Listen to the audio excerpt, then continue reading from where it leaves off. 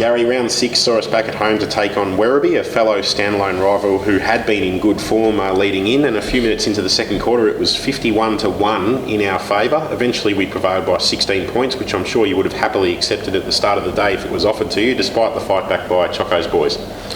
Yeah, most definitely. I said in the aftermatch that I thought Werribee were one of the better sides that we'd actually put some time into as far as the opposition analysis, and all the things we'd planned for, all the things that we wanted to see our boys do. I thought our pressure was of such a high standard. It created a lot of, situations where Werribee would give us the ball back, and then the way we used the ball, we set up well behind the ball. I thought our defence was outstanding, and subsequently we put a lot of scoreboard pressure on by kicking 6 goals in the first quarter, and that's probably one of the better starts we've had for quite some time. Obviously we'd had a 6-day turnaround. Werribee were coming off a bye. Sometimes it does take a little bit of time to give yourself, a sighter in the game because you've had that week off. And then 10 minutes into the second, we've actually been able to orchestrate another 2 goals. I thought our clearance work and productivity inside 50 was really good. And probably from then, for the next 20 minutes, it's funny in a game, you're always, and what I do is look for what I call momentum graphs, and I'll actually record situations where we've been able to get momentum, lose momentum, how long does that occur for, and Werribee were able to get it probably for the next 20 minutes. I thought in the third quarter we came out with really good intent, and I think we got the margin back out to about 37 points, at one stage there. And then just through some silly little things that we do from time to time, just result in the opposition being able to score. And at 3/4 time I felt like we'd done enough to win the game, but obviously we knew Werribee would be feeling pretty good about what they've been able to do since that 50-point margin.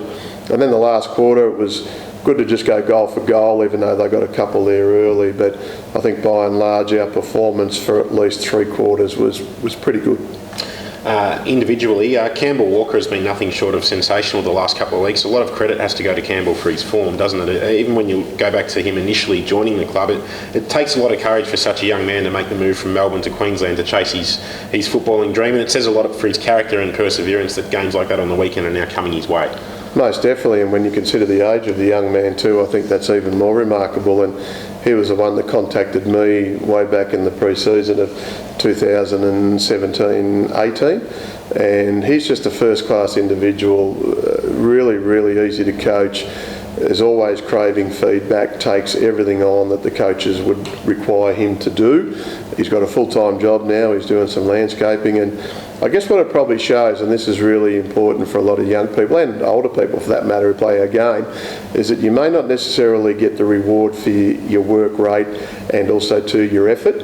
And we're now 6 games in, and he's finally been able to be rewarded by hitting the scoreboard, kicking 4 goals, and you could just gradually see him working on things that make him a better player. And on Saturday I thought he was very, very good, along with Harvey Hooper, and I think what that also says about our group at the minute is we're getting quite good growth out of our younger guys, and it's not left to more experienced heads to actually get the job done. And really good to see reigning B&F winner Mac Rivette back out on the park after missing the start of the season following surgery. He showed glimpses, didn't he? But he's certainly only going to get better from here.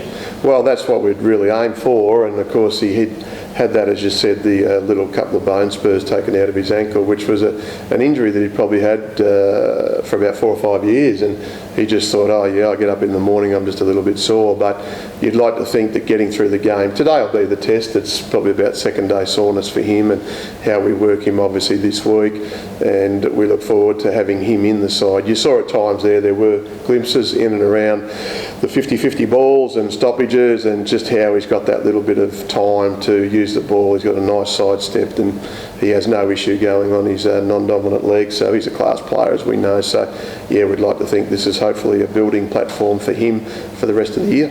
And we might use today to get a little bit of a gauge on some of the other personnel who have been performing at suburban level in recent times.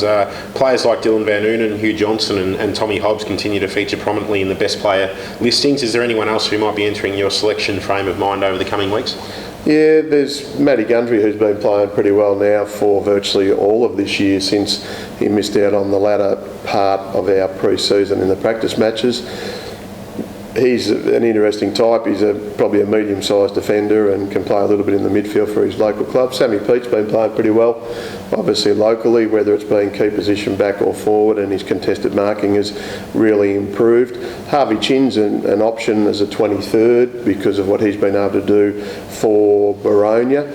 Perry Lewis-Smith had to go back on the weekend, which that was a little bit stiff for Perry because he was quite a good contributor for us against North Melbourne, but there was obviously an opportunity to get Mac back into the side. Yeah, Dill Van Noonan, well, Dill's been away on a little holiday for a month, so that was his first game back. So obviously, again, with his experience, what he's been able to do, I think it's showing that too when we bring these guys in, and probably Michael Wynn is a really good example, because they've been in pretty good form back in their local clubs, they then are able to bring that forward and play for us, and obviously his role was pretty important with Tommy Goodwin being out of the side. Jack O'Brien's another one that's been playing pretty well back at Castlemaine. So I think what we've been able to do is get some guys who have been playing for their home clubs in good form, and if they are needed for us, then obviously we bring them in, and we know we've got confidence and trust that they can actually add something to the group depending on the situation. And just very quickly, this week's opponents are Casey. Always a big trip when we go out to Cranbourne to face them, and hasn't actually been the happiest of hunting grounds for us the last few seasons, so I'm sure you'll be keen to rectify that, but it won't be easy because they've hit some top form in recent weeks. Yeah, well, certainly beating Essendon, the way they beat them on the weekend was very, very impressive, and they only lost to Richmond by a point too, so maybe it's a little bit of their form line, doesn't necessarily say how they've been playing. And yeah, you're right, it's sort of been amazing.